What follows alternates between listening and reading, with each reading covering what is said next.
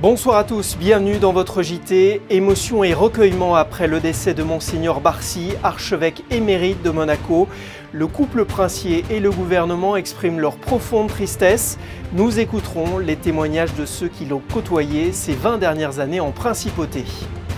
Comment aider la population ukrainienne qui subit les bombardements russes? Zana Boubka du collectif Help Ukraine Monaco sera notre invitée quelques heures après de nouvelles frappes massives. Après le Kilimandjaro, la Cordillère des Andes, 6 sportifs préparent l'ascension du sommet des Amériques. Un défi pour la bonne cause, nous les avons suivis à l'entraînement. Des étoiles plein les yeux, de nombreux touristes profitent des vacances pour venir en principauté et renouer avec la magie des fêtes de fin d'année. Nous les avons rencontrés. Les hommages se multiplient après le décès de Monseigneur Barsi. L'archevêque émérite de Monaco s'est éteint hier à l'âge de 80 ans. Le prince Albert II et la princesse Charlène expriment leur profonde tristesse et honorent, je cite, la mémoire de celui qui pendant plus de 20 ans a accompagné la famille souveraine sur le plan spirituel et pastoral dans les moments les plus marquants de l'histoire récente de la principauté. Le gouvernement salue les qualités humaines unanimement reconnues et appréciées de Monseigneur Barsi. C'est ce qui ressort également des témoignages de ceux qui l'ont côtoyé. Réaction recueillie par Fabien Bonilla et Arnaud Imbert. C'est une nouvelle qui a suscité beaucoup d'émoi parce qu'on ne s'attendait pas à ce décès. Monseigneur Barsi était relativement en bonne santé, même plutôt en forme pour ses 80 ans. Moi, je vais garder le souvenir d'un homme passionné par l'Évangile, qui a vraiment consacré toute sa vie à l'Église, qui était, oui, passionné par l'annonce de l'Évangile et avec un zèle plutôt impressionnant. Voilà, j'ai été un de ses plus proches collaborateurs et j'ai toujours été marqué par son énergie au travail. Il fallait le suivre, vraiment un homme passionné. Monseigneur Barsi, c'était un roc sur lequel on pouvait s'appuyer parce que c'était un homme de foi et un homme humain. Parce que Monseigneur Barsi était toujours là pour chacun d'entre nous. Vous pouvez vous promener dans les rues de Monaco-Ville, vous pouvez vous promener sur le marché de la Condamine et vous allez toujours rencontrer quelqu'un qui va connaître Monseigneur Barsi, qui l'aura salué. Monseigneur Barsi reconnaissait chacun d'entre nous et s'arrêtait pour saluer chacun d'entre nous. C'était un véritable être humain et un homme d'église qui va nous manquer. Ça a été un crève-cœur pour tout le monde d'apprendre cette nouvelle parce que après toutes les années passées à Monaco, il avait mérité de vivre pleinement en famille et de vivre d'autres choses et de le voir partir aussi vite, forcément, c'était l'accompagnateur spirituel d'énormément de gens sur Monaco et ça va laisser un vide. J'ai un de mes meilleurs amis qui dit on a l'impression d'avoir perdu son grand-père. C'est peut-être ça un peu la sensation que j'ai aujourd'hui, d'avoir perdu quelqu'un de ma famille. Et c'est beaucoup d'émotions. Maintenant, on va essayer de lui rendre le plus bel hommage lors de ces funérailles qui vont avoir lieu dans quelques jours. Et on le gardera dans le fond de notre cœur et au fond de nos prières. Et les Monégasques pourront se recueillir devant sa dépouille lundi de 14h à 19h et mardi de 9h à 19h à la chapelle de la Miséricorde. Les obsèques seront célébrées mercredi à 10h en la cathédrale de Monaco. Monseigneur Barsi sera ensuite inhumé dans l'intimité dans le caveau des évêques. Pas de trêve en Ukraine, une centaine de missiles se sont abattus ce matin sur de nombreuses régions, notamment sur la capitale Kiev. La population vit depuis 10 mois dans la peur au rythme des bombardements, des offensives et contre-offensives. Bonsoir Zana Boubka. Bonsoir Sébastien. Vous êtes résidente monégasque d'origine ukrainienne et vous avez lancé dès le mois de février le collectif Help Monaco Ukraine. Qu'avez-vous récolté et envoyé grâce à la mobilisation et la générosité des Monégasques? En début de la guerre, nous nous sommes organisés très vite. La mairie de Monaco a mis à notre disposition ses locaux. Pour ça, on peut collecter l'aide humanitaire qui est très nécessitée, les médicaments, le vêtement, la nourriture. Alors justement, comment peut-on aider les Ukrainiens? De quoi ont-ils besoin en priorité cet hiver? Parce qu'il y a le bombardement permanent, les personnes restent sans électricité, sans chauffage, sans l'eau. Nous avons besoin de toutes les choses qui sont connectées avec l'électricité. C'est générateur, c'est power bank, c'est bougie. Bien sûr, c'est le sous-vêtement thermique, la couverture et la nourriture. Où peut-on déposer tous ces biens, tout ce matériel? Tout l'aide est bienvenu ici, avenue des Portes, jusqu'à côté de l'hôtel Marriott, de 9 janvier à 13 janvier, de 9h à 16h.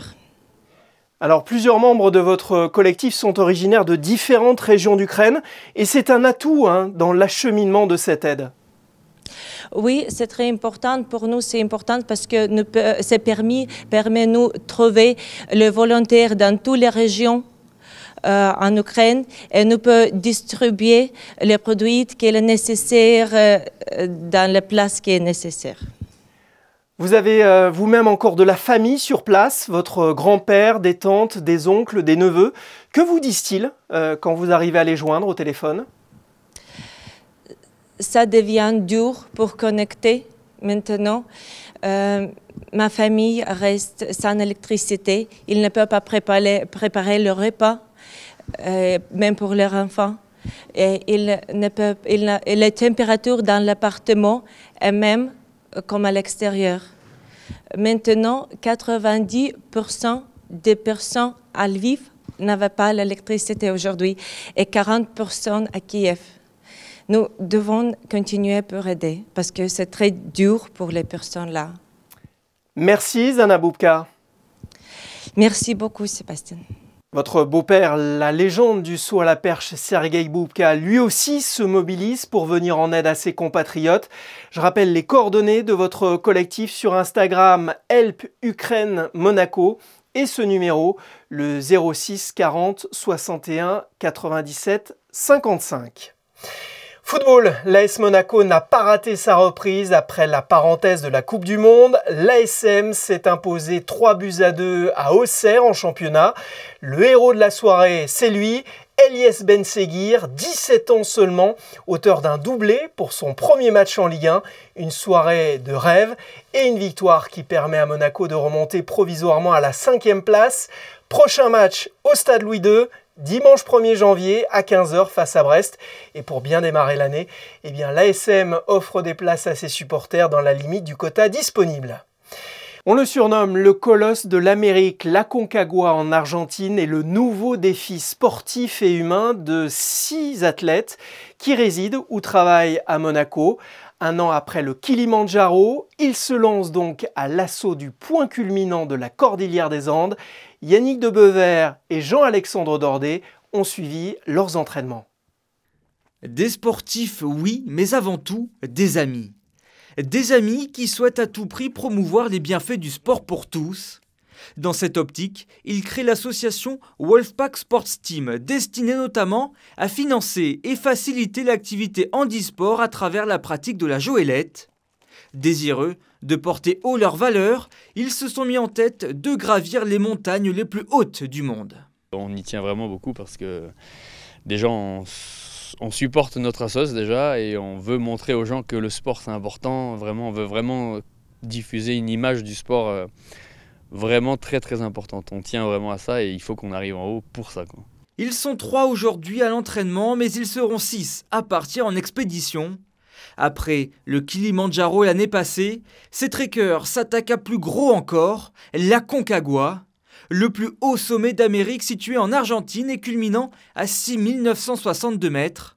Une ascension haletante qui demande évidemment une préparation intense. Toute l'année, on fait du ski de randonnée, on fait des sorties d'alpinisme dans les Alpes. Là, on a fait cette année plusieurs sommets à plus de 4000 mètres.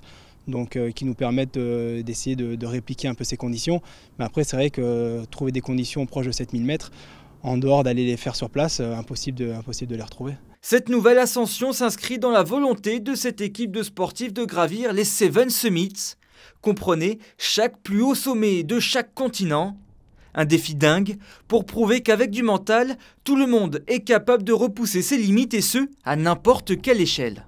On peut se préparer physiquement, on peut faire plein de choses, avoir tout le matériel technique. Si on n'est pas fort dans la tête, on ne monte pas. Donc il va falloir beaucoup d'abnégation et beaucoup de cohésion dans notre groupe pour qu'on puisse avancer tous ensemble. Il sera possible de suivre l'ascension de la Wolfpack Sports Team sur leurs réseaux sociaux Facebook et Instagram. Début de l'aventure pour les 6 amis le 14 janvier prochain. Un rendez-vous à ne pas manquer pour les amateurs de tennis. Monaco reçoit la République dominicaine en play-off de la Coupe Davis les 4 et 5 février. Un événement qui sera à suivre sur Monaco Info. Monaco, destination très prisée pour ses vacances de fin d'année. Les touristes viennent passer quelques heures ou quelques jours ici pour visiter, s'évader, admirer les décorations et profiter des activités. Une expérience magique que nous dévoilent Vanessa Dessy et Julien Legier. L'agenda de cette fin d'année en principauté est bien riche. La place du Casino se pare une nouvelle fois de ses plus beaux atours, avec ses sapins géants, sa piste de roller inédite, ses pauses gourmandes et son traditionnel carrousel. L'endroit idéal pour un moment magique en famille. Monaco semble attirer toujours autant de visiteurs en ce mois de décembre, symbole de fête et de magie. Je trouve que c'est très beau. Très belle prestation, très bien, bravo. C'est une belle organisation. C'est toujours magique et c'est toujours un endroit féerique pour les enfants et même pour la beauté des yeux. C'est déjà beaucoup plus décoré qu'Avignon, donc ça fait rêver. Chez nous, ça manque de magie de Noël, c'est ce qu'on disait cette année. Et on est venu principalement pour voir le marché de Noël de Monaco. Et justement, du côté du village de Noël, sur le port, plusieurs scénographies animées sont proposées. Des spectacles de déambulation se tiennent également tous les après-midi. Et pour la nuit de la Saint-Sylvestre, 2 DJ célébreront le passage à la nouvelle année, avec à minuit le traditionnel tir de feu d'artifice. Et quelques heures plus tard, ce sera la messe du jour de l'an en l'église Saint-Nicolas. Office à suivre à partir de 10h30 sur Monaco Info. On passe à la météo de ce vendredi avec vous, Vanessa. Peu de soleil, mais des températures plutôt douces. Bonsoir Sébastien, bonsoir à tous. Oui, même si le ciel sera assez couvert durant la journée, les températures resteront au-dessus des normales de saison. Elles oscilleront de 10 à 13 degrés. Le soleil se lèvera à 8h02 et se couchera à 17h03. Et nous fêterons les rejets. Merci Vanessa. Comme chaque soir de cette fin d'année, nous revenons sur les événements marquants de 2022. Jean-Christophe Maillot, directeur des ballets de Monte-Carlo, a choisi d'évoquer l'invasion de l'Ukraine par la Russie. Pour plein de raisons. Le drame humain, je n'en parle pas. Je ne vais même pas rentrer dans les considérations fortement politiques, mais on le sait, j'avais un lien avec la Russie assez fort au travers de ce ballet que j'avais créé pour eux au Bolchoï. Beaucoup d'amis. Sur place, cette relation directe aussi, les ballets russes et Monte-Carlo, le sentiment quand même qu'un lien qui avait été noué, développé, un pays qui avait retrouvé aussi une richesse vis-à-vis de sa culture et de son ouverture à la culture aux autres, et qui de tout un coup s'écroule et s'arrête, et qui nous rappelle que finalement, oui, certains parlent, le temps de l'abondance est fini, mais on se rend compte peut-être, notre génération, en tout cas la mienne, qui n'a absolument pas vécu de drame de ce type-là, que les choses peuvent s'arrêter du jour au lendemain de manière assez radicale et tragique. Et rendez-vous demain pour la rétro du boxeur Hugo Mikalev. On se quitte justement avec les plus beaux clichés de sport, moins médiatisés que la Formule 1, le basket et le football, mais qui ont toute leur place en principauté. Instant capturé par les photographes de la rédaction, Manuel Vitali, Mickaël Alési et Stéphane Dana. C'est la fin de cette édition. Merci de l'avoir suivi. Excellente soirée à tous. À demain.